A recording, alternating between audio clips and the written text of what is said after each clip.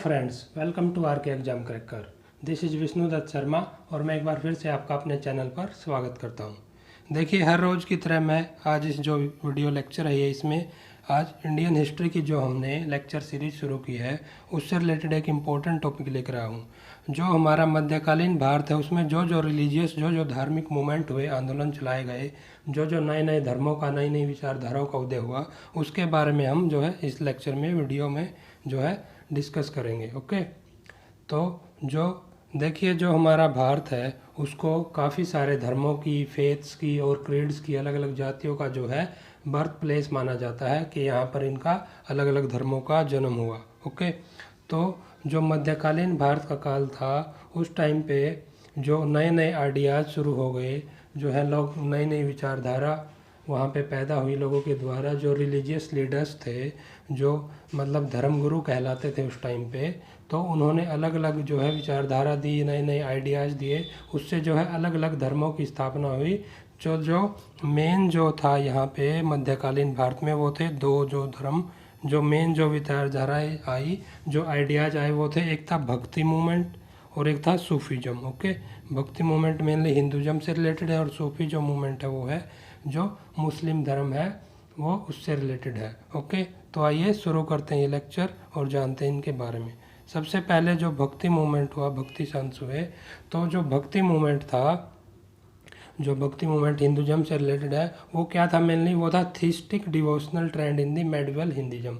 जो मध्यकालीन भारत का जो हिंदुज़म है, हिंदू धर्म से रिलेटेड जो धर्म था, उसमें जो है भगवान में आस्था से रिलेटेड जो चेंजेज आए, भगवान के प्रति लोगों की जो डिवोशन था, उनकी जो वो देवी देवताओं को मानते थे या उनके प्रति जो उनकी विचारधारा थी, उसके बारे में ये सब था। ओके, तो ये भक्ति मूवमेंट उससे रिलेटेड है।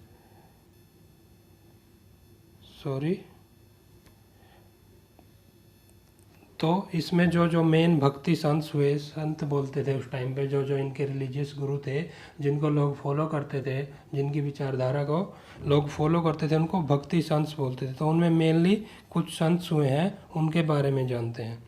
और एक मैं बात एडिशनल बता देता हूँ इससे पहले, जो भक्ति मूवमेंट था उसमें जो है कुछ सबसेक्ट्स भी थे। मेनली जो एक था वैष्णविज्म, एक था शैविज्म और एक था शक्तिज्म। ओके, मेनली 3 सब्सेक्ट थे, उसके पार्ट थे भक्ति मूवमेंट के। वैष्णविज्म जो विष्णु भगवान को मानते थे, शैविज्म के फॉलोअर्स शिव भगवान को मानते थे, और शक्ति गॉडेस होती हैं, जो हमारी माता होती हैं, माता मानते थे हम गॉडेस, उसके जो है पूजा करने वाले थे, उसको मानने वाले थे, उसको जो फॉलो करते थे वो लोग थे इसमें। ओके, तो जानते हैं रामानुज। सबसे पहले जो भक्ति संत हुए, सबसे जो फेमस हुए हैं, जिनका इसमें मध्यकालीन इतिहास में वर्णन किया जाता है, वो थे रामानुज। ये थे 11वीं सेंचुरी के आसपास के। इनका जो टाइम काल है 1017 से 1137 AD के बीच का टाइम काल है। तो उस समय पे ये रामानुज हुए। इन्होंने जो है tried to assimilate the bhakti to the tradition of Vedas.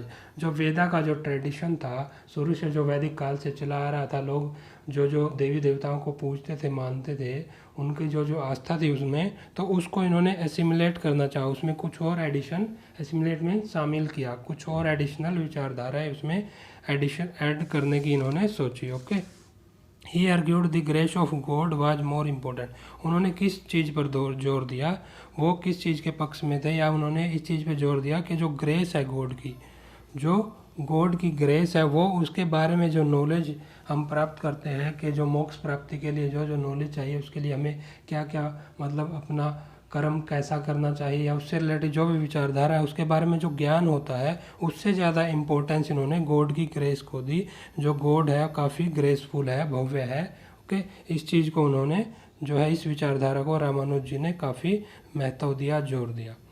The tradition established by Ramanuja, जो उनके द्वारा ट्रेडिशन एस्टेब्लिश किया गया, वो काफ़ी सारे थिंकर्स, काफ़ी सारे जो बाद में जो विचारधारा के लोग आए, थिंकर्स आए, जो फेमस हुए, उन्होंने उनकी विचारधारा को फॉलो किया। उनके नाम इस प्रकार हैं, जैसे माधवाचार्य जी थे, रामानंदा जी थे, वल्लभाचार्य जी थे, और कुछ और एडिशनल जो है संत हुए हैं, जिन्होंने इनके जो विचारधारा को फॉलो किया। और मेनली जो मैंने 3 विचारधारा बताई थी शुरू में, उसमें से ये वैष्णविज्म को फॉलो करते थे, याद रखेंगे, वैष्णविज्म के फॉलोवर थे। और ये तमिलनाडु के एरिया में इनका जो है जन्म हुआ था, और वहाँ पे इन्होंने अपनी जो है विचारधाराओं को फैलाया था। और जो इनका एक फ़िलोसफी थी, इनके द्वारा जो फ़िलोसफी थी वो दी गई थी, उसका नाम याद रखेंगे, वो थी विशिष्ट अद्वैतवाद। ओके, विशिष्ट अद्वैतवाद। ओके, तो ये सब रामानुज जी के बारे में। नेक्स्ट जो संत हुए वो थे रामदास। ओके, रामदास थे जो 1608 के आसपास का इनका टाइम है। जो मेन टाइम पीरियड है इनका 1608 से 1681 के बीच का। और ये जो महाराष्ट्र का एरिया है वहाँ पे ये पैदा हुए, वहाँ पे इन्होंने अपनी विचारधाराओं को फैलाया। He established ashrams all over the India. और इन्होंने जो आश्रम जो है सारे इंडिया में स्थापित किए, पूरे भारत में आश्रम अपने अलग अलग अपनी विचारधारा को फैलाने के लिए अलग अलग आश्रम वहाँ पे स्थापित किए। और इन्हीं की जो विचारधारा थी उसी से जो है शिवाजी जी काफ़ी जो है इंस्पिरेशन उनको मिली। शिवाजी थे जो मराठा सम्राट थे, और उन्होंने जो मुस्लिम साम्राज्य है उसको इंडिया से, जो इंडिया का किंगडम है हमारा साम्राज्य था, उससे उखाड़ फेंकने के लिए काफ़ी प्रयास किया। और उन्होंने इसको इस चीज़ को मतलब इनकी इंस्पिरेशन को बढ़ावा दिया। ओके, और जो ये डिवोटी थे, मेनली जो डिवोटी माने जाते हैं रामदास, वो जो लॉर्ड जो रामा थे और हनुमान, उनके ये डिवोटी माने जाते हैं, उनको ये काफ़ी मानते थे। ओके, नेक्स्ट जानते हैं गुरु नानक जी के बारे में।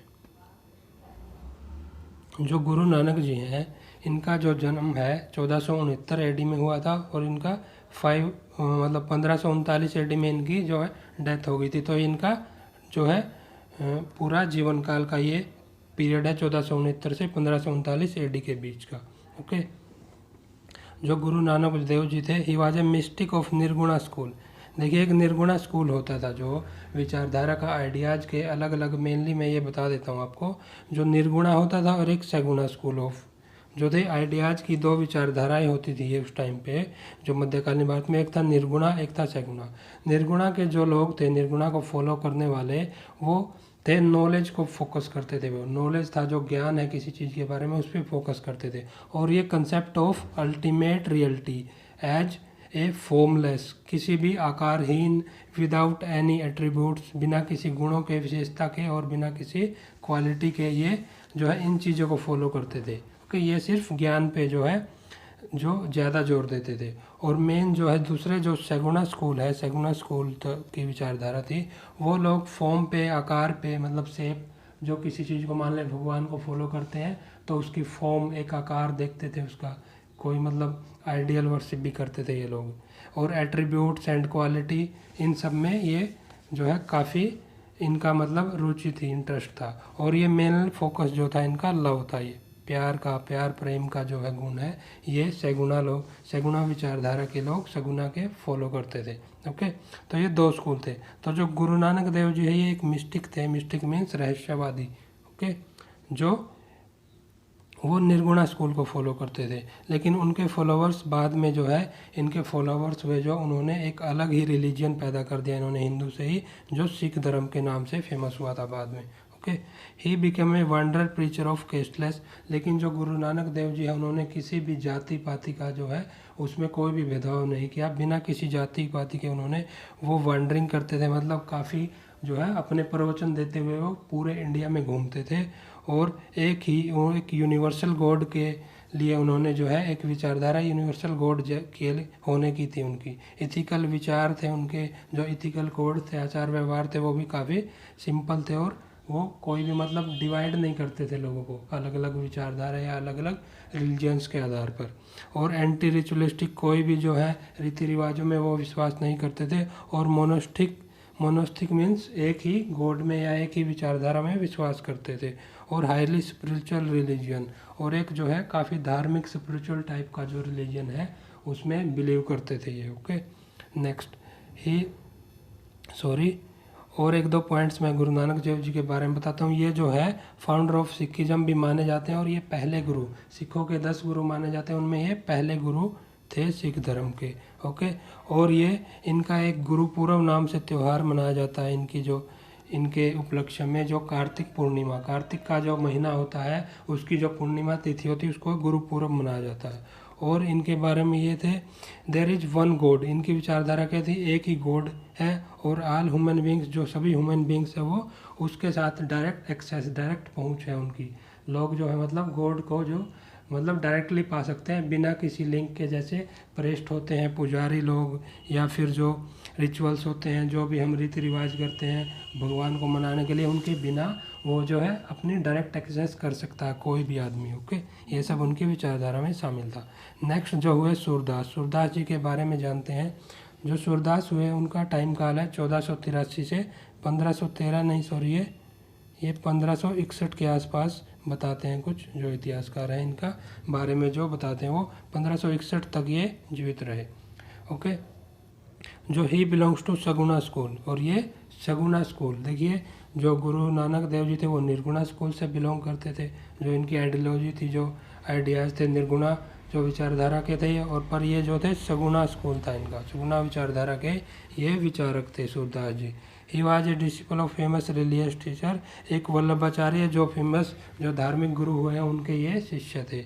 He saying the glory of Krishna, और जो कृष्णा का चाइल्डहुड था, कृष्णा भगवान माने जाते हैं, जो उनका बचपन का टाइम था उसके बारे में इन्होंने काफ़ी वर्णन किया। और उनका यूथ जीवन था उसके बारे में भी सूरसागर नाम की बुक में, ग्रंथ में इन्होंने इसका वर्णन किया है। ओके, सॉरी, और एक दो पॉइंट जानते हैं। जो सूरदास जी का जन्म स्थान है वो फरीदाबाद का, जो हरियाणा का एरिया है वहाँ का सीही विलेज है वो माना जाता है। ओके, इनका जन्म सीही विलेज फरीदाबाद में हुआ। और ये ब्रज भाषा, जो ये लेख लिखते थे, कविताएं या फिर जो बुक्स लिखते थे वो ब्रज भाषा में लिखते थे। और एक ब्लाइंड हिंदू थे काफ़ी, ये मतलब ये अंधे माने जाते, मतलब अंधे थे, इनको दिखाई नहीं देता था, फिर भी इन्होंने काफ़ी रचनाएं की। और एक डिवोशनल पोएट थे ये। ओके, और जो ये सॉन्ग्स इसके जो सूरसागर के अलावा जो इनकी रचनाएं हैं उनका नाम जानते हैं, वो थे सारावली और साहित्य लाहिरी और सारावली इनकी और रचनाएं हैं जो सूरसागर के अलावा है, उनके नाम हैं। जो नेक्स्ट जो हुए वो तुलसीदास जी हुए हैं। तुलसीदास जी जो है 1532 एडी से 1623 एडी, 1532 एडी से जो 1623 एडी के बीच का जो इनका टाइम पीरियड माना जाता है। He belongs to Saguna school, और उनकी विचारधारा है जो हिंदू रहस्यवादी विचारधारा का जो सगुना स्कूल है, सगुना विचारधारा के फॉलोवर थे। ही कंपोज द फेमस रामचरितमानस, और उन्होंने जो है जो रामचरितमानस की बुक है उसका जो है संकलन किया, जो काफ़ी फेमस है इतिहास में। ओके, और इनकी जो लैंग्वेज थी वो थी संस्कृत या अवधी, ये संस्कृत या अवधी लैंग्वेज में जो अपने लेख लिखते थे। ओके, नेक्स्ट जो यहाँ पे जो है जो हमारा भक्ति मूवमेंट से रिलेटेड इम्पोर्टेंट संत हैं उनके बारे में मैंने जानकारी कंप्लीट कर दी। और एक दो नाम थे जो फेमस हैं उनके बारे में जानते हैं। जो रामानंद जी थे और कबीर हैं और नामदेव जी हैं, ये सब भी पूछ लिए जाते हैं कभी इनके नाम भी एग्जाम्स में, तो ये भी हमें जानना चाहिए। नेक्स्ट जो दूसरी विचारधारा थी वो थी सूफीज़म, जो मुस्लिम धर्म से रिलेटेड विचारधारा है सूफीज़म, जो सूफी संत होते थे। तो संत अमंग द मुस्लिम के बीच जो संत होते थे वो अपनी लाइफ की जो एडवोकेट करते थे वो लाइफ में प्योरिटी और रिनंसिएशन, जो पवित्रता और त्याग की भावनाएं होती हैं, विचारधारा होती हैं, उनको ये लोग फॉलो करते थे जो मुस्लिम के संत होते थे, और उनको सूफीज बोलते थे। ओके, उनका नाम था जो सूफीज बोलते थे, सूफी संत। अनदर व्यू इज दैट, दूसरा व्यू है सूफीज के बारे में, क्या जो वर्ड है सूफी ये कहाँ से आया? सूफ वर्ड से, जिसका मीनिंग होता है वूल, जो कि रुई या ऊन होती है हमारी, या रवा बोलते हैं हम, उससे रिलेटेड वहाँ से ये सूफ वर्ड से ये पैदा हुआ है Sufism word. Okay, Sufism sprang from the doctrine of, और ये जो सूफीज़म माना जाता है ये जो वहादत उल वहूद जी हैं उनके जो, इसका मतलब होता है यूनिट ऑफ बीइंग, एक यूनिट की तरह होना। ओके, वहादत उल वजूद का, तो वहाँ से जो प्रिंसिपल्स थे, उनके डॉक्ट्राइन्स थे, सिद्धांत थे, वहाँ से ये मतलब निकला है। स्प्रिंग मीन्स स्प्रिंग मैंने पैदा होना, वहाँ से निकली है ये विचारधारा, ये माना जाता है। और ये जो डॉक्ट्राइन प्रिंसिपल्स हैं, जो ये वहादत उल वजूद के जो प्रिंसिपल्स हैं, ये इब्न उल अरबी के द्वारा दिए गए, जो कि जिनका टाइम पीरियड है 1165 से 1240 एडी के बीच का टाइम पीरियड है। और एक जो सूफी संत वुमेन थी उनका नाम है रबीन ऑफ बसरा, ये भी काफ़ी फेमस हुई, जिन्होंने who led the great emphasis on the love, उन्होंने लव की जो प्रेम की, प्यार की विचारधारा है उस पर जो है काफ़ी जो जोर दिया, और उन्होंने गॉड और इंडिविजुअल सोल, जो हमारी अलग से जो सभी लोगों की जो आत्मा है और गॉड है, भगवान है, उनके बीच में जो लिंक होता है प्यार का, प्रेम का, उस विचारधारा पे जो रबीन ऑफ बसरा है, इन्होंने जो सूफी संत हुई वुमेन जो मुस्लिम धर्म की हुई हैं, उन्होंने जो इस विचारधारा पे काफ़ी जोर दिया। द सूफीज वर ऑर्गेनाइज इन, और जो 12 ऑर्डर्स, इन्होंने 12 अलग अलग सिलसिलाज बोलते थे इनको। मुस्लिम धर्म में सिलसिला एक विचारधारा होती है, जो जो इनके इम्पोर्टेंट जो सिद्धांत होते हैं वो ये एक इनकी जो बुक्स होती हैं रिलीजियस बुक्स, उनमें लिखे गए हैं, तो ये सिलसिलाज बोलते थे उनको। तो ये 12 मेन जो सिलसिलाज थे। This सिलसिलाज generally led by A prominent mistake, और एक रहस्यवादी संत होते थे जो वो इनको लीड करते थे, इन विचारधाराओं को लोगों के बीच फैलाते थे, जो कि हु लिव्ड इन खानका, जो जिनका प्लेस है, खानका एक बिल्डिंग का नाम होता था, प्लेस जहाँ पे वो रहते थे।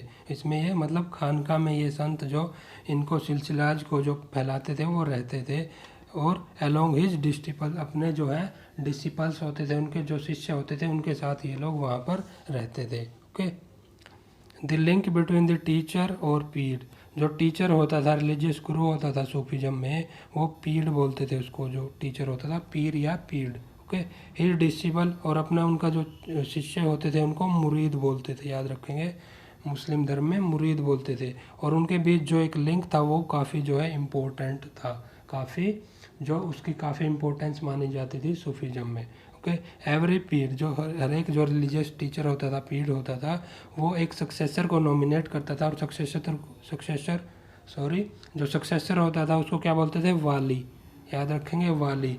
और जो है अपने काम को, जो अपनी विचारधारा को फैलाने का जो काम था सूफीज्म की, उसको जो फैलाने के लिए अपना एक सक्सेसर जो है नॉमिनेट करता था, वो घोषित करता था। नेक्स्ट जो ये सब जो सूफीज्म के बारे में भी जो हमारी डिटेल्स कंप्लीट होती हैं। और जो एक दो इम्पोर्टेंट सूफी संत हुए हैं इतिहास में, मेडिवल इंडिया में, उनके बारे में जानते हैं। एक थे हमारे ख्वाजा मोइनुद्दीन चिश्ती जी, जिनका टाइम पीरियड हुआ है, याद रखेंगे, ख्वाजा मोइनुद्दीन चिश्ती जी, टाइम पीरियड है 1143 से 1234 के बीच का। फिर दूसरे हुए हैं फरीदुद्दीन गंज ए शकर, ओके, 1176 से 1268 के बीच। एक और हुए हैं इम्पोर्टेंट जो थर्ड हैं, जिनका नाम याद रखना हुआ, निजामुद्दीन औलिया, ओके, निजामुद्दीन औलिया, जिनके नाम पर जो निजामुद्दीन रेलवे स्टेशन है दिल्ली के पास, वो भी उनके नाम पर रखा गया उसका नाम। 1235 से 1325 के बीच इनका टाइम पीरियड रहा। ओके, तो ये सब जो सूफी संत हैं, इनके नाम भी हमें याद रखने होंगे, ये भी एग्जाम में डायरेक्टली पूछ लिए जाते हैं। ओके, तो ये सब जो भी हमारा मध्यकालीन भारत में जो जो हमारा भक्ति मूवमेंट या फिर सूफीज्म से रिलेटेड जो इम्पोर्टेंट जानकारी थी, वो हमने यहाँ पे कंप्लीट कर ली। तो ये यहाँ पर वीडियो हम समाप्त करते हैं। Thanks for watching this video, और इसी तरह के ज़्यादा से ज़्यादा वीडियोज़ के लिए आप हमारी वीडियोज़ को लाइक करें, ज़्यादा से ज़्यादा लोगों के बीच शेयर करें, और चैनल को सब्सक्राइब जरूर कर लें। ओके, तो थैंक यू, मिलते हैं नेक्स्ट लेक्चर में एक अच्छे से टॉपिक के साथ। Okay, thank you.